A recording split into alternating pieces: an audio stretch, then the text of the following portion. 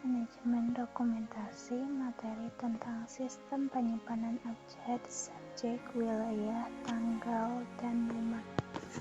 Poin-poin yang akan dibahas yaitu sistem penyimpanan abjad, sistem penyimpanan subjek, sistem penyimpanan wilayah, sistem penyimpanan tanggal, dan sistem penyimpanan nomor.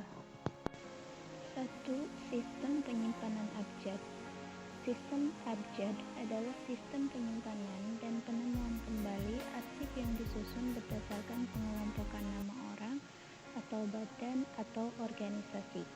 Nama orang atau badan atau organisasi di organisasi tersebut disusun berdasarkan urutan abjad. Adapun kelebihan dan kekurangan sistem penyimpanan abjad. Kelebihan yaitu 1. Dokumen yang berasal dari satu nama yang sama akan berkelompok menjadi satu.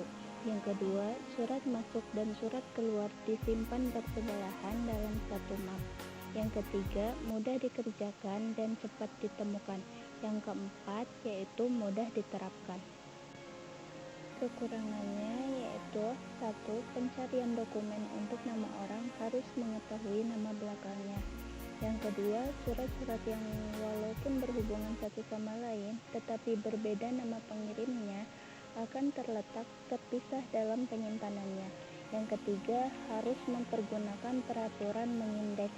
Yang keempat, banyak orang yang memiliki nama yang sama sehingga harus lebih teliti karena kalau tidak teliti bisa salah dalam menempatkan dan menemukan. 2. Sistem penyimpanan subjek. Sistem subjek adalah tata penyimpanan arsip-arsip dengan menggunakan pokok masalah sebagai pedoman mengatur penyimpanan. Sistem subjek diterapkan pada kantor atau instansi besar yang sistem pengelolaan arsipnya sentralisasi dan campuran. Adapun kelebihan dan kekurangan sistem penyimpanan subjek. Kelebihannya yang pertama, mudah mencari keterangan apabila hanya subjeknya saja yang diketahui. Yang kedua, dapat diperluas secara tidak terbatas. Kekurangannya yaitu 1. Sukar melakukan klasifikasi. Yang kedua, kurang cocok untuk beberapa jenis surat. Yang ketiga yaitu mungkin diperlukan suatu indeks. 3. Sistem penyimpanan wilayah. Sistem wilayah adalah penyusunan arsip-arsip yang dilakukan berdasarkan pembagian wilayah daerah yang menjadi alamat suatu surat.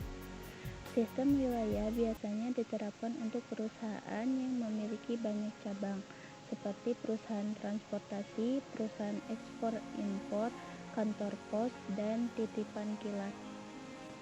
Kelebihan dan kekurangan sistem penyimpanan wilayah.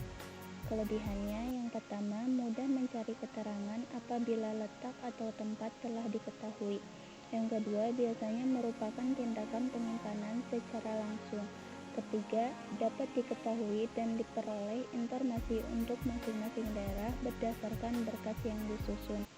Yang keempat yaitu perkiraan aktivitas berkas dapat diketahui apabila berkas bertambah, dikurangi, atau disusun kembali dengan mudah.